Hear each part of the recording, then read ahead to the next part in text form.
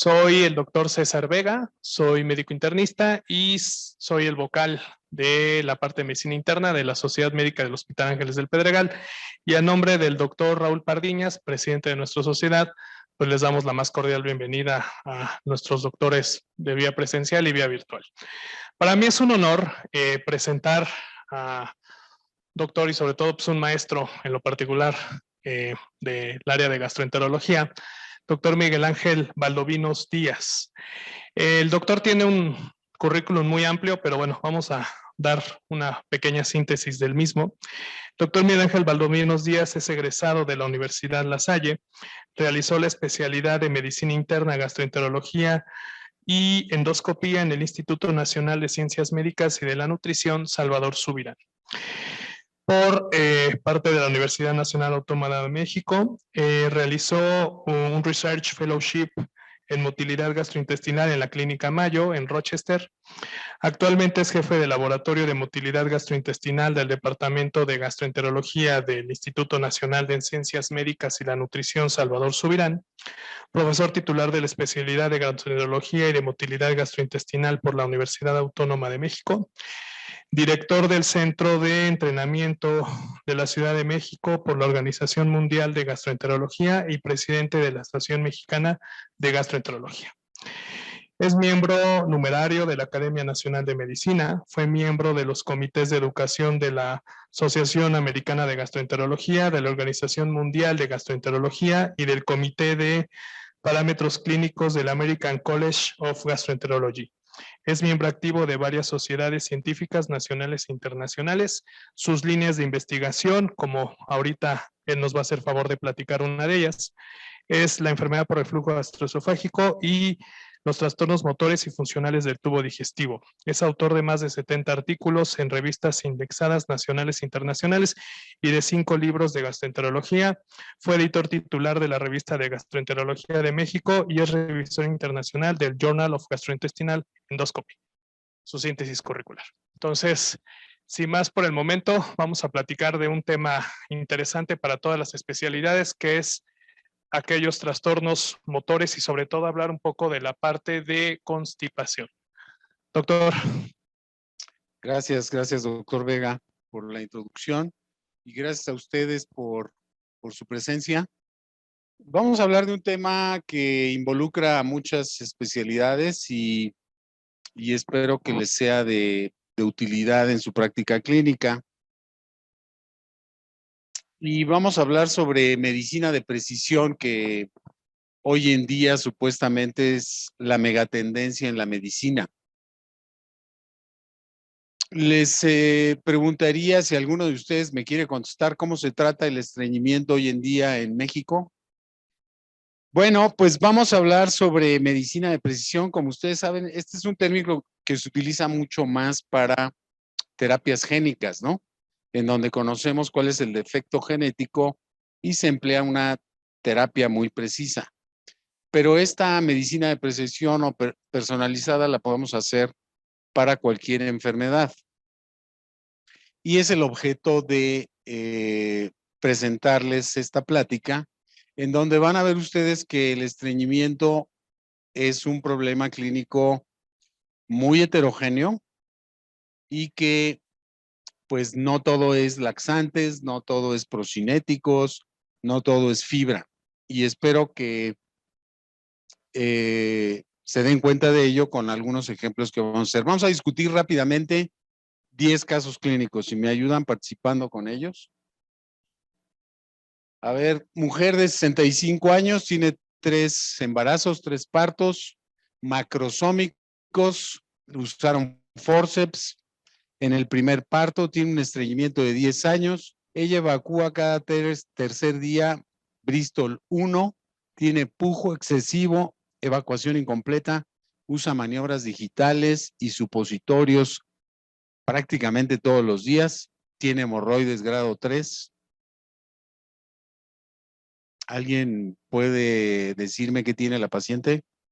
Rápido, no es examen, es... ¿Tiene estreñimiento? Pues sí, pero le hicimos una resonancia magnética defecatoria donde se pone medio de contraste en el recto y vemos esta imagen. Esto es un rectocele. Rectocele es una deformidad anatómica que se forma cuando hay una historia obstétrica complicada como es la de esta paciente. El tratamiento de esta lesión es quirúrgico. Esto no es laxantes. Por eso no responde la paciente. Este es otro caso. Es una mujer joven, 21 años, no tiene embarazos, tiene estreñimientos de 5 años, evacúa una vez al día, Bristol 1-2, tiene mucho pujo, evacuación incompleta y al tacto rectal tiene una contracción del pubo rectal durante el pujo. ¿Alguna idea de qué tiene la paciente?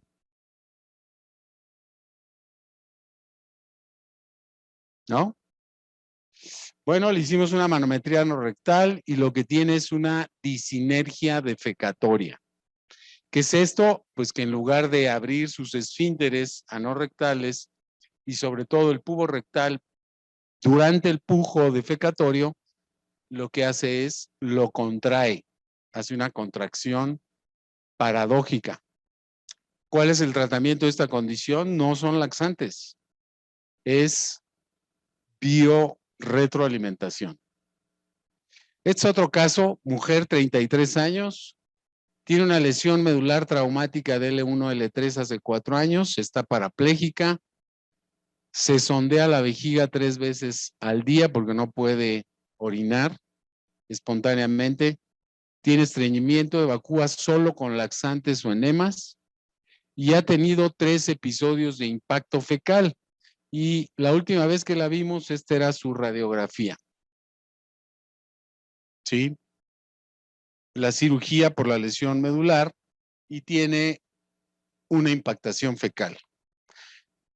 ¿Cuál es el tratamiento de esta paciente? Pues esta paciente va a requerir de múltiples tratamientos, procinéticos, secretagogos, laxantes, enemas e inclusive puede necesitar neuroestimulación sacra. ¿Ok? Son casos sumamente complejos. Este es otro caso, una mujer de 39 años, un embarazo, una cesárea, tiene 7 años de evolución, con dolor y distensión abdominal que alivian con la defecación, tiene estreñimiento con evacuaciones diarias Bristol 1-2, el tacto rectal, la colonoscopía y la manometría no rectal son normales. ¿Alguna idea de qué tiene esta paciente? ¿Colitis de qué tipo? Un intestino irritable, exacto. Le hicimos un tránsito colónico con marcadores y solamente encontramos 3 más marcadores al 5º día de haber administrado una cápsula con 24 marcadores. Exactamente, este es un síndrome de intestino irritable con estreñimiento. ¿Cuál es el tratamiento de esta paciente? Medidas higiénico-dietéticas de principio y pues si es con estreñimiento hay que valorar si alguna fibra soluble y abundantes líquidos, ¿no? Puede ser el inicio, ¿no? Lo vamos a ver más adelante. Este otro caso, hombre de 61 años, cambio en el hábito intestinal de 6 meses de evolución, tiene estreñimiento, evacúa cada 2 días con laxantes, heces acintadas, Bristol 2, tiene rectorragia ocasional y tiene una anemia ferropénica de 11.1 gramos. Exacto, esta es la resección quirúrgica, tiene un cáncer de la unión recto-sigmoidea. ¿Sí? Evidentemente, un hombre de más de 50 años que empieza con cambios del hábito intestinal, anemia, rectorragia, hay que sospechar una causa secundaria, claro. Mujer de 65 años, no se ha embarazado, tiene escleroderma de 7 años de evolución, dolor, distensión abdominal, náuseas, vómitos, estreñimiento, evacúa cada 3 días con laxantes y ha perdido 10 kilogramos de peso. Y con esta radiografía nos llegó al instituto.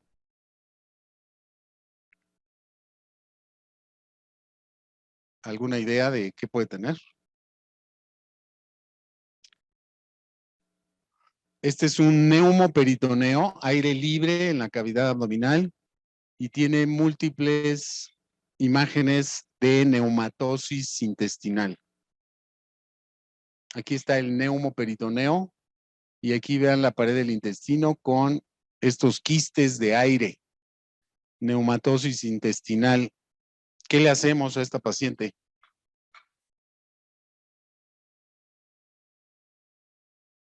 Tiene aire libre, ¿eh? Pues no tenía abdomen agudo, tiene neumatosis intestinal. Esto es frecuente en la escleroderma. Y si no hay abdomen agudo, no hay que hacerle absolutamente nada. De la neumatosis se perforan los quistes y se libera el aire a la cavidad abdominal, sin perforar el intestino. No hay salida de materia fecal. Entonces, neumoperitoneo no es igual a cirugía, ¿sí? Este es otro caso. Esta es una mujer de 65 años, 3 embarazos, un parto, 2 cesáreas, tiene una úlcera gástrica benigna hace un año, 2 episodios de pancreatitis aguda leve en los últimos 7 meses, tiene estreñimiento de 1,5 años con evacuaciones diarias con laxantes y tiene osteoporosis en la densitometría. ¿Alguien quiere comentar qué puede tener? ¿Cuál es la causa del estreñimiento?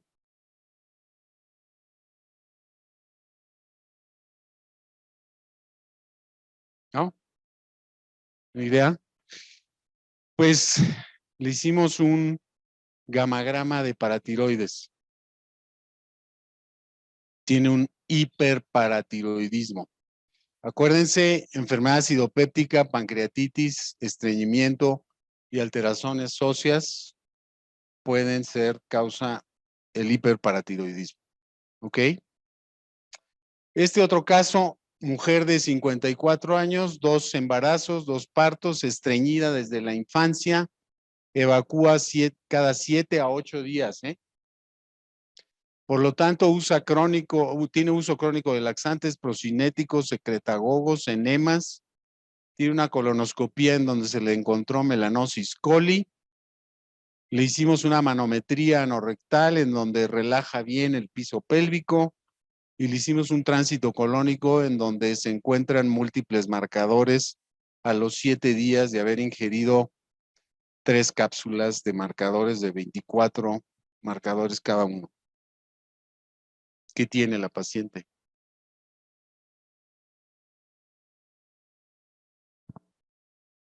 Pues tiene un tránsito colónico de tránsito lento, una inercia colónica. O sea, es un trastorno grave de motilidad del colon y por eso uso crónico de laxantes, melanosis coli, etcétera, etcétera. Y este es el último caso. Es una mujer de 70 años, diabética, hipertensa, tuvo COVID-19 con neumonía grave, estuvo hospitalizada en la unidad de terapia intensiva, esta la vimos en nutrición. De repente empezó de dejar de evacuar y hizo una dilatación importante del colon con gran distensión y dolor abdominal. Estas son sus imágenes de la tomografía. ¿Qué opinan? ¿Qué tiene la paciente? ¿Perdón? ¿Cómo? No tiene aire libre. No. Esta es una gran dilatación del colon, ¿sí? Esto es un síndrome de Ogilvy, una pseudoobstrucción intestinal aguda que se ve en pacientes graves. Entonces, estos son 10 casos que hemos visto o que he visto recientemente. Y lo que quiero ejemplificar con estos casos es que el estreñimiento puede ser una manifestación de múltiples problemas médicos, algunos de ellos sumamente graves. ¿Sí? Bueno, entonces, ¿qué es el estreñimiento crónico y el síndrome de intestino irritable?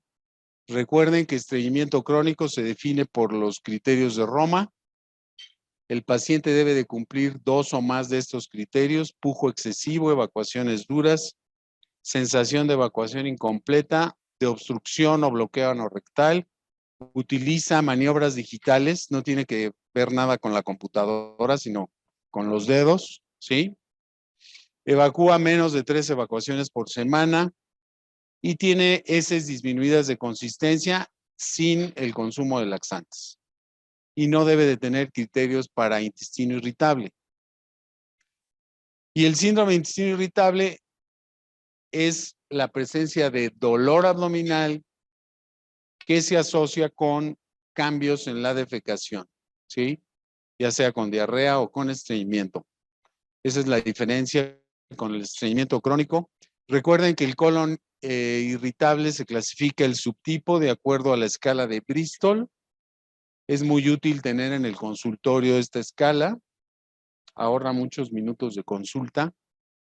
Y el tipo 1 y tipo 2 definen al paciente estreñido, el tipo 6 y 7 al diarreico, y cuando se combinan, pues es el tipo mixto.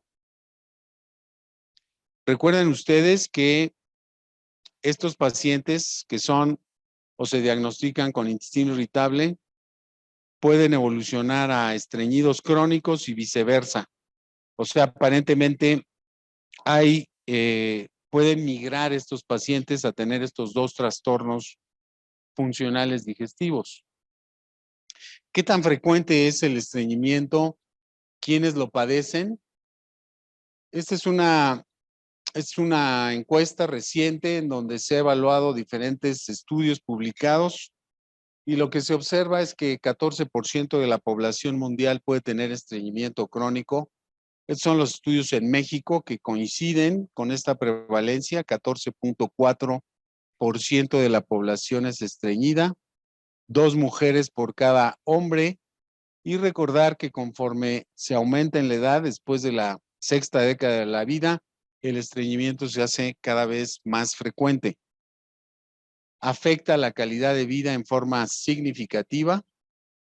Y el síndrome de intestino irritable también se ha estimado cuál es la prevalencia mundial y es del 11.2%.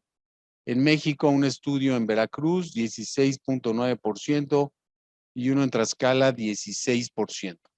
Esa es la prevalencia del síndrome de intestino irritable. Entonces, si sumamos el síndrome de intestino irritable mixto con el estreñido, pues tenemos que el estreñimiento es el patrón más común en México. También afecta significativamente la calidad de vida. Ahora, ¿cuáles son los fenotipos del estreñimiento y cómo se diagnostican?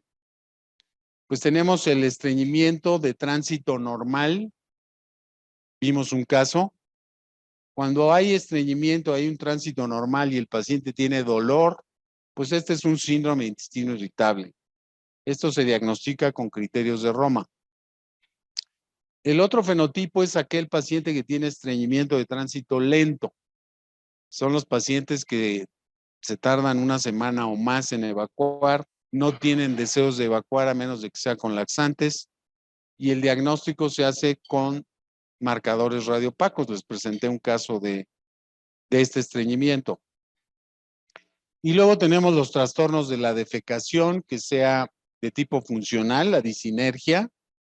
Esto se diagnostica con manometría anorrectal o la prueba de expulsión con balón, o los trastornos o defectos anatómicos, como es el caso del rectocele, en donde se hace con defecografía, ya sea con rayos X o con resonancia magnética. Y no olvidar las causas secundarias de estreñimiento. Es muy importante: medicamentos, lesiones gastrointestinales, neurogénicas, etcétera. Y aquí, como ven, les presento cuáles son las causas secundarias de estreñimiento. Vimos un caso de cáncer, vimos un caso de lesión medular, una causa neurogénica, vimos un caso de hiperparatiroidismo. Entonces, siempre hay que tomar en cuenta o tomar una historia clínica completa para hacer el diagnóstico apropiado. ¿Y qué pruebas debemos de utilizar en los pacientes? Bueno, primero, con la historia clínica y un examen físico que incluye tacto rectal, tenemos que descartar causas secundarias. Y lo primero que hacemos con un estreñimiento de primera vez es dar un tratamiento de prueba, como mencionó la doctora, se puede utilizar fibra o laxante. Si hay mejoría, se puede continuar con el tratamiento, pero si el paciente no responde a un tratamiento inicial por 2 a 4 semanas, estamos obligados a hacer pruebas diagnósticas. Y desde el punto de vista del estreñimiento crónico funcional, la manometría anorrectal con la prueba de expulsión con balón son las pruebas más útiles. Si esto es normal, se puede tratar de un estreñimiento de tránsito colónico lento. Si el tránsito con marcadores radiopacos es anormal, pues se trata de una inercia colónica. Si es normal, es un síndrome de intestino irritable. Si la manometría anorrectal o la prueba de expulsión con valor no es concluyente, hay que hacer defecografía, ya sea con bario o resonancia magnética. Y si esta es normal, entonces hay que hacer un tránsito colónico. Si es anormal, pues vamos a estar ante una intususcepción, un rectocele o un prolapso. Y si la manometría anorrectal y la prueba de expulsión con balón es anormal, tenemos una defecación disinérgica.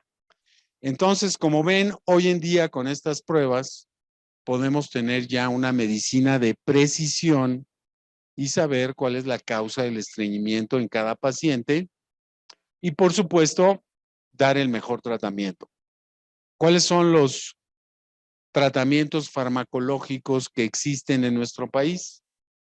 Pues tenemos los laxantes osmóticos y los formadores de bolo, el psyllium, el polietilenglicol, etcétera, que lo que hacen es fijar agua, aumentan el volumen de las heces, pero también tenemos los laxantes estimulantes, fundamentalmente los antranoides, que lo que hacen es aumentar la secreción de agua y disminuir la absorción de agua y electrolitos en el colon, es decir, aumentan también el volumen de las heces. Esto produce una estimulación motora refleja y mejoran la defecación. Tenemos los secretagogos como lubiprostona y linaclotida y los procinéticos como prucaloprida, tegacerod, que lo que hacen es tener una estimulación motora directa y mejorar la defecación. Entonces, esto es en resumen los tratamientos farmacológicos con los que contamos hoy en día en nuestro país. Hablemos rápido de los laxantes osmóticos y estimulantes en estreñimiento crónico y cuál es la evidencia de que funcionan o no funcionan.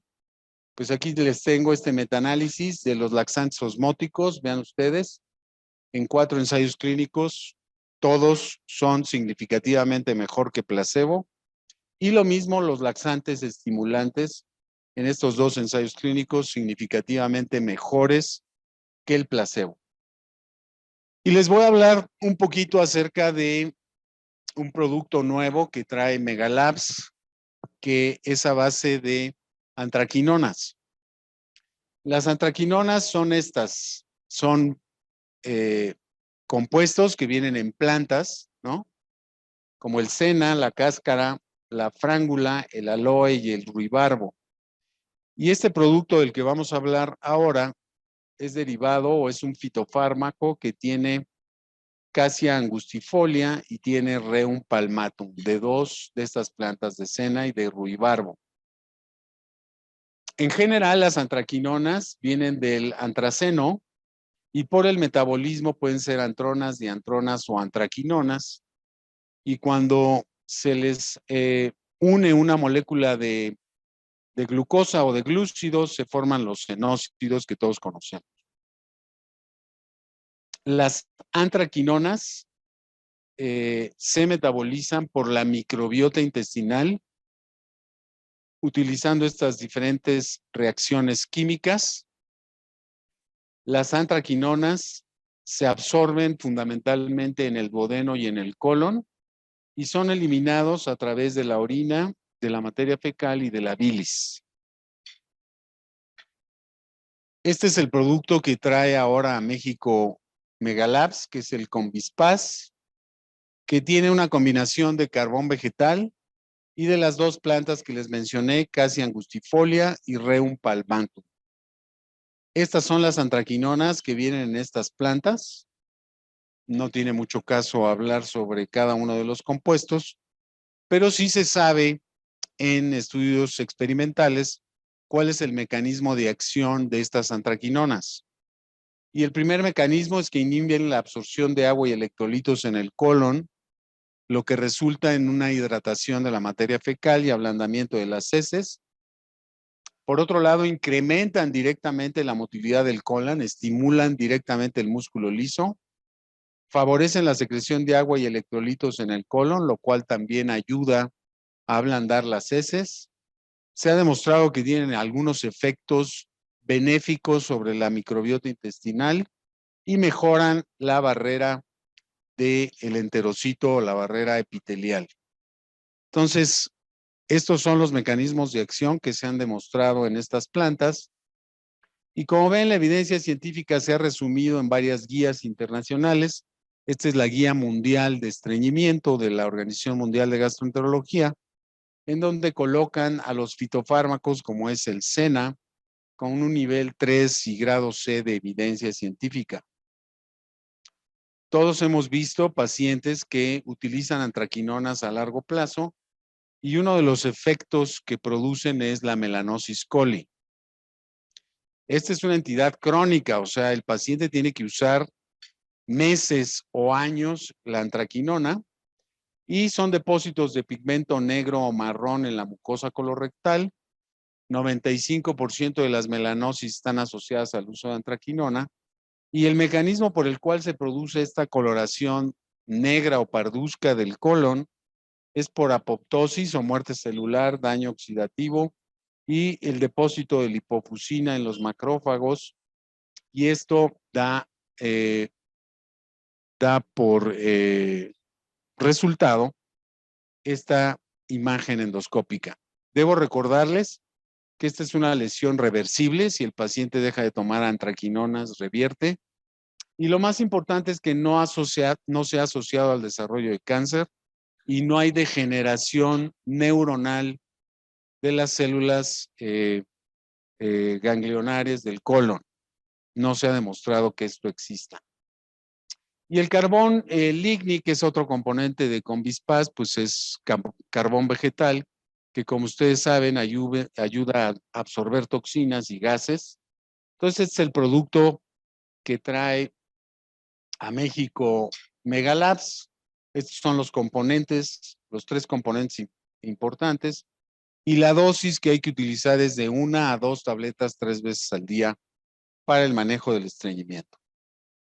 Prucaloprida, pues prucaloprida en diferentes ensayos clínicos ha demostrado ser útil en el manejo del estreñimiento funcional.